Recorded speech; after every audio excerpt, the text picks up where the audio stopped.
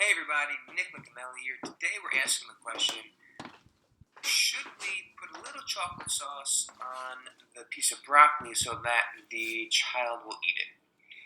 Let me explain what I mean. In healthcare, we are exposed to this question pretty much daily.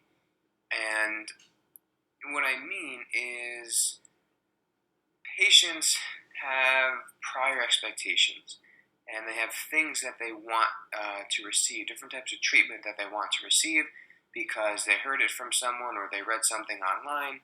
And those said treatments may not necessarily be evidence-based, or maybe they have been proven to be ineffective, but the patient still has a want.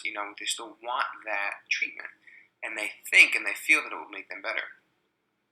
So the question is, if that patient comes in to me to be treated, do I stick to my guns and only do interventions and treatments that I know are evidence-based and disregard the treatments that are not so evidence-based that the person wants?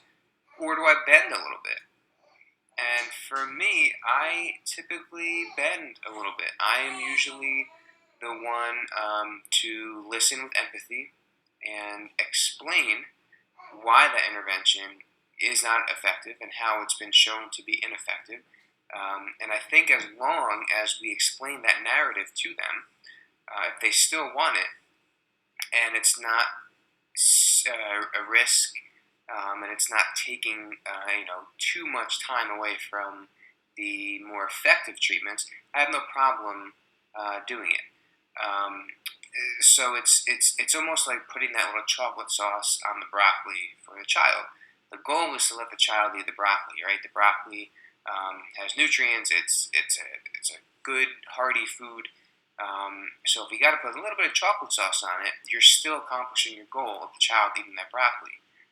If I do the massage, right, or the electric stim on someone, but then that opens the door to progressive overload and graded exposure of activities and more strengthening activities, then it's a win, right? I got that broccoli eaten, even though I had to cover it with a little bit of chocolate sauce.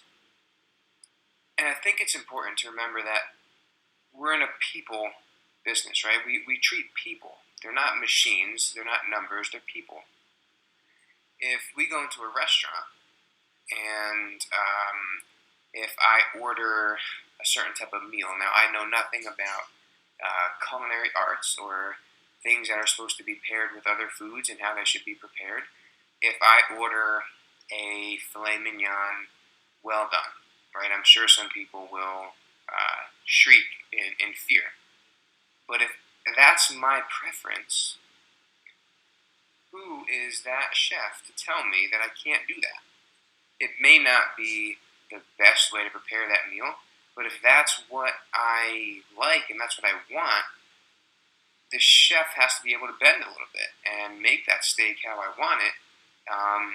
And then the ultimate goal would be that the chef still prepares a tasty meal and I enjoy it, right? That's the goal of being in a restaurant, is that I enjoy the meal in front of me. So in order for me to enjoy that meal, that chef had to bend a little bit. Maybe I want a glass of white wine with a steak instead of red wine. That may not be the best pairing, but that's my preference, right? So I think in any service, we have to be able to bend a little bit in order to get the real meat and potatoes across to the patient, right? So keep that in mind. We want to be evidence-based, but don't forget that these patients are people. And I think it's super, super important that we educate the patients on these treatments that may not be effective, and why they're not our first go-to.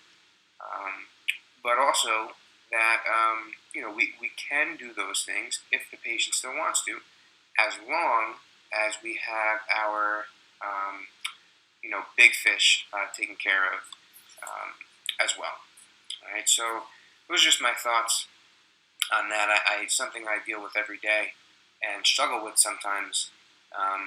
But I do think there's a degree of bending that we have to do. You know, sometimes as long as we are explaining things correctly and not giving false narratives, and we have the important and the effective treatments in place. All right, thank you so much for watching. Hope this helped. Be sure to like, comment, subscribe if you want, and we'll see you next time.